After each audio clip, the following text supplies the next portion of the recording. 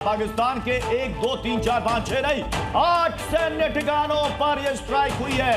आपको बता दें कि यह स्ट्राइक हुई है, ये हिंदुस्तान की तरफ से मुंहतोड़ जवाब दिया गया है। डिटेल्स बता दें प्रत्युष, इसमें technical installation, command and control centre, radar site, हथियार भंडार को निशाना बनाया गया। और नाम एक बार फिर से पढ़ देते हैं, पाकिस्तान में बैठे हुए लोग जो जी न्यूज छुप छुप के देख रहे हो वो भी सुन लें। रफीकी, मुरीद, चकलाला जिसको नूर खान भी कहते हैं, रहीम यार खान, स्कर्दू, चुनिया, कसूर radar site, Sialkot aviation base. आप नाम लीजिए, पाकिस्तान के जो सामरिक ठिकाने थे वहां पर भारत का टारगेट है, भारत की रीच साफ साफ दिख रही है। रामकृपाल जी, आप जो बता रहे थे सर, एक जो है ना कोट याद आ गया मुझे कि बेवकूफ की दोस्ती से अच्छी समझदार की दुश्मनी होती है। चीन को शायद ये बात समझ आ गई है कि पाकिस्तान जैसा बेवकूफ नाकारा दोस्त सिर्फ और सिर्फ उसका आर्थिक शोषण कर रहा है, पैसे ले रहा है जिसको वापस करने का कोई इरादा नहीं है, हथियारों की फजीहत करा रहा है। और चीन इसीलिए अब जो है दोनों देशों को संयम बरतने को कह रहा है, किसी भी तरह के आतंकवाद का विरोध कर रहा है। देखिए, चीन और तुर्की दोनों ने पाकिस्तान का साथ देकर के अपना नुकसान किया है। एक रहीम का दोहा है ना, कह रहीम कैसे निभाए बेर केर को संग, वे दौलत रसाप ने उनके फाट तंग। तो आप यूं समझ लीजिए, तुर्की एक बहुत बड़ा वो टूरिस्ट डेस्टिनेशन था जी। सारे टूरिस्टों ने वहां जाना आप कैंसिल कर रहे हैं।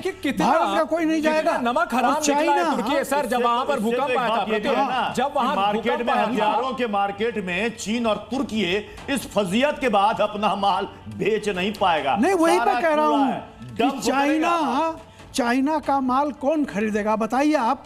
उसका डिफेंस सिस्टम की जो हालत हुई है, और ऑलरेडी उधर से ट्रंप ने सोचिए सर कि उसके ड्रोन यहां पर विफल साबित हो रहे हैं। उनका एयर डिफेंस सिस्टम HQ-9 जो कि अमेरिका के पेट्रियट की चोरी छिप पे नकल करके बनाया गया था, वो भी पिट गया। अगर एयर डिफेंस सिस्टम पाकिस्तान का इतना बढ़िया होता तो बचा लेता अपने एयरबेस को। उनके खिलौने और फलाना पर तो ट्रंप ने 80% टैरिफ लगा दिया है।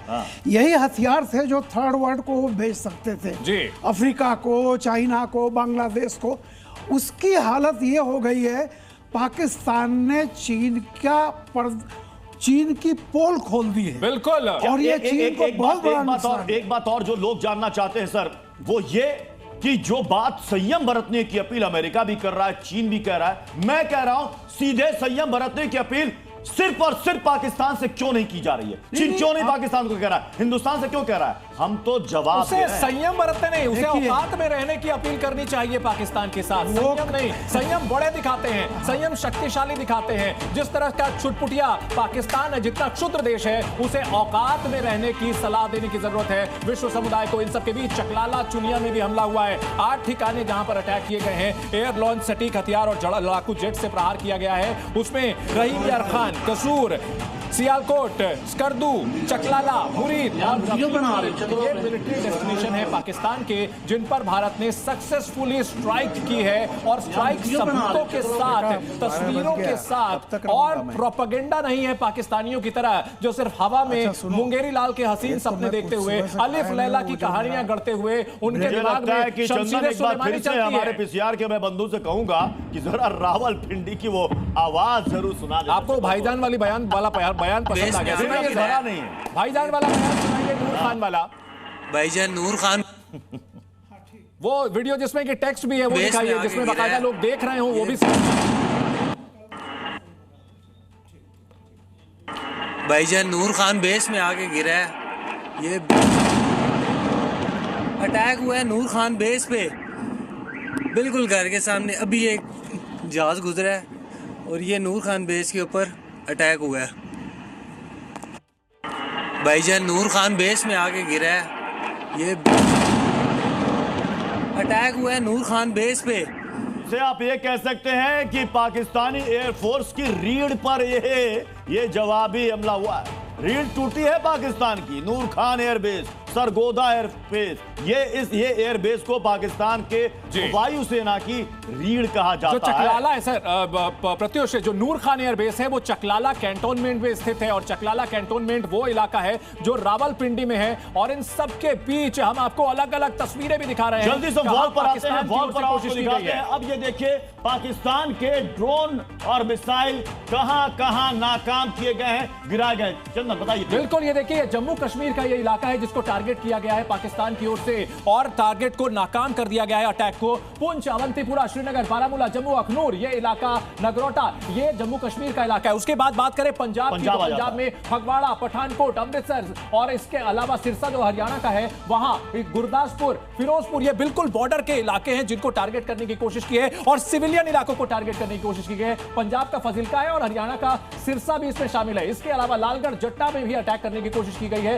जैसलमेर, बीकानेर, बाड़मेर, राजस्थान के वो इलाके हैं जिनको टारगेट करने की कोशिश की गई है। यानी कि शुरुआत हो रही है, बिल्कुल, यानी शुरुआत जम्मू से हो रही है और ये जो अंत हो रहा है ये आकर के यहाँ खत्म हो रहा है। नीचे गुजरात की तरफ आ गया, ये कच्छ का एरिया, कच्छ का एरिया। एक और बड़ी खबर आ रही है, एक बड़ी खबर आ रही है, पाकिस्तान पर भारत का बहुत बड़ा प्रहार हुआ है, बहुत बड़ा प्रहार। पाकिस्तान के 1, 2, 3 नहीं 8 सैन्य ठिकानों पर यह स्ट्राइक की गई है और इस स्ट्राइक की गवाही वहां के लोग दे रहे हैं, तस्दीक कर रही है ये तस्वीरें। हमारे सहयोगी अनंत भी हमारे साथ जुड़े हुए हैं। अनंत, बताएं क्या बड़ी खबर आपके पास है हमारे दर्शकों को।